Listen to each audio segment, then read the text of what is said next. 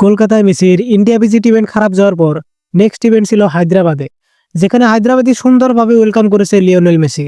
Specially হায়দ্রাবাদের মুখ্যমন্ত্রী কুর্নিশ বিশেষ করে মেসির কাছ থেকে রাজনীতি নেতাদের দূরে রেখেছে, এটা নিশ্চিত করার জন্য যে ভক্তরা যাতে তাদের টাকার চাহিদাটা পূর্ণ হয়, তাদের মনের আশাটা পূর্ণ হয়। এক মেসি ফ্যান আইডি থেকে বলা হয় যে হায়দ্রাবাদ ইভেন্টটার সবচেয়ে ভালো দিকগুলোর একটা ছিল রদ্রিগো ডিপল আর লুইস সুয়ারেজকেও শুধু সাইড লাইনে বসিয়ে রাখা হয়নি, তারাও নিজেদের ভূমিকা রাখতে পেরেছেন। ওদের দুজনকে প্রাপ্য সম্মান পেতে দেখে সত্যি খুব ভালো লেগেছে। আর যখন তারা কথা বলছিল তখন ভক্তরাও জোরে জোরে শেয়ার করেছিল, দারুণ একটা মুহূর্ত ছিল। মেসির স্যার রাহুল গান্ধীর সাথে মিট আপ হয়, যেখানে মেসি তাকে specially Argentina football jersey gift করে। এখানে একটা মজার দৃশ্য হলো যে তেলেঙ্গানার সিএম রিভান্ত আনুমুলা মেসির সাথে ফান মুভমেন্টও শেয়ার করেছে।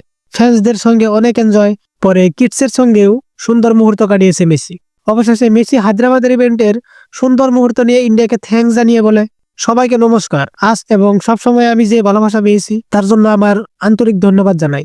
সত্যি বলতে কি, এখানে আসার আগে পর্যন্ত আমি অনেক কিছু দেখেছি এই পুরো সময় জুড়ে, বিশেষ করে শেষ বিশ্বকাপের সময়। আর সৎভাবে বললে এই এত ভালোবাসার জন্য আপনাদের সবাইকে অনেক ধন্যবাদ। আপনাদের সঙ্গে এখানে ভারতে এই দিনগুলো ভাগ করে নিতে পারা আমাদের জন্য সত্যি এক বড় সম্মান, এজন্য আমি ভীষণ কৃতজ্ঞ। অনেক ধন্যবাদ। একদম লাস্টে বলে, I really happy to be in Hyderabad with everyone.